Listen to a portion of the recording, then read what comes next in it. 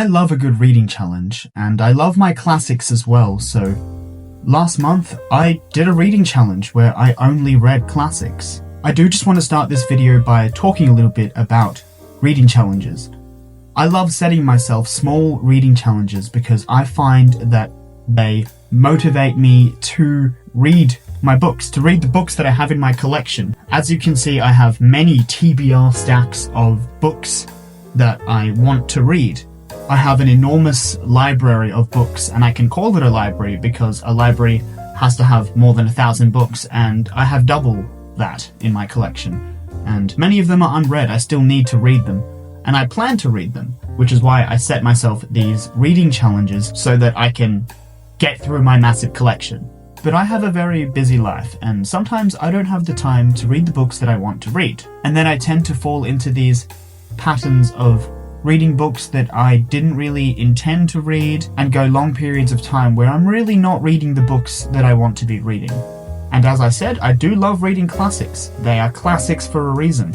Even though the books that I read during this challenge are sort of underrated classics, really.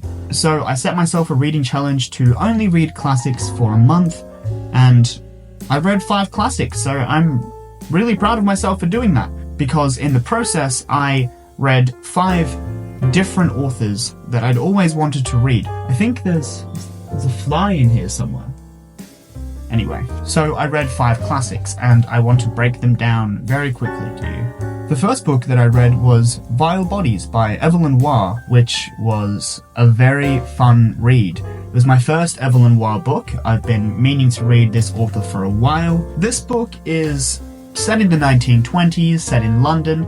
It's about the bright young things, the rich Londoners celebrating and partying during you could call it the Roaring Twenties, post-World War I. And it's a satire, so it is sort of poking fun at these rich Londoners partying and doing drugs, and their escapades, their misadventures, their marriage pacts that are broken off depending on how much money someone has, and Mr. Chatterbox, who's going around essentially working like the paparazzi, taking photos of these rich people and publishing lies in the newspaper, and it's all just very funny. I really enjoyed this book. There's a film of it as well called The Bright Young Things, which I really enjoyed. The next book that I read was Down and Out in Paris and London by George Orwell. I shamelessly love reading George Orwell books. I haven't read all that many of them, but I mean, I've read 1984 and Animal Farm, the 2 sort of stock standard George Orwell books. I really like those, and I think I liked Down and Out in Paris and London even more.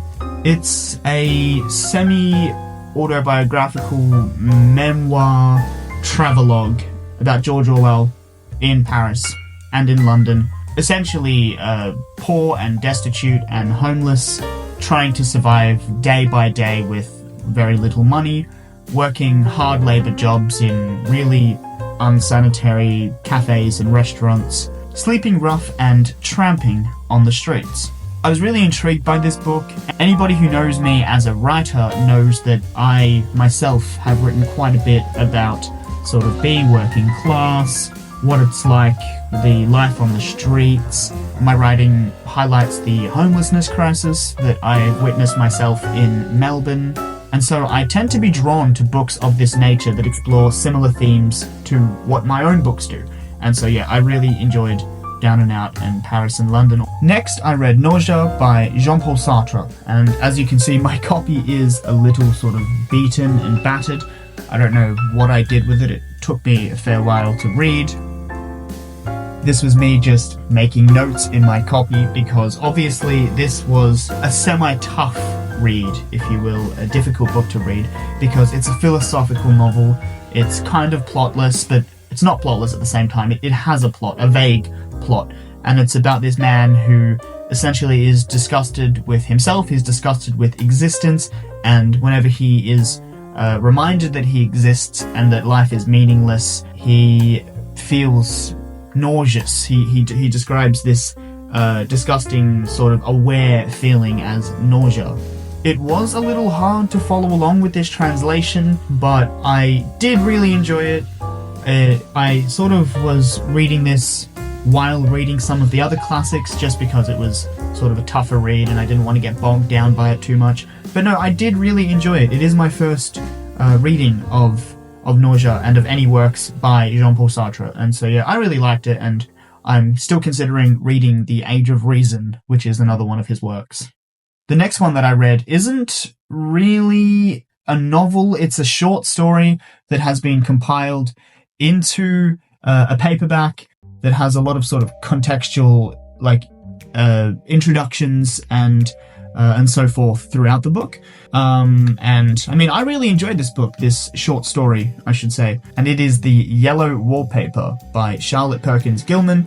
And I really enjoyed it. It was an iconic sort of feminist publication. When was it published?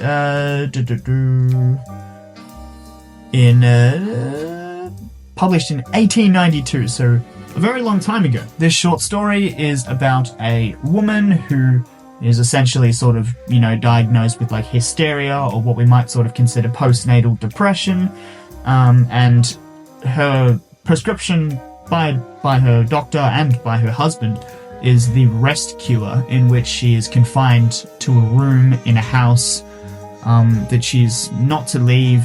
She just needs to rest. She can't do anything, no writing or reading or enjoying life or going for walks. It's just resting, essentially, as if rest is the cure-all for everything. Essentially, this short story documents, it is a true-ish story, documents the author's experience with the rest cure and the madness that she endured in those four walls while staring at that peeling yellow wallpaper. Really enjoyed this book. I hated her husband, of course. He annoyed me a lot, but it was a great read. And the last book that I read on my classics reading challenge is this one here, The Spy in the House of Love by Anais Nin. This was fascinating. Sabina is a woman living in 1950s New York, and the book sort of follows her promiscuous activities. It sort of follows her sexual awakening as she avoids and escapes her husband and engages in numerous meaningless, almost, sexual encounters in New York. And of course, it's important to note the historical context of this being the 1950s and how revolutionary a book like this would have been. I really enjoyed this book and its themes of desire and deceit, and I do recommend it. It's quite a short read, as you can see, quite a small spine there.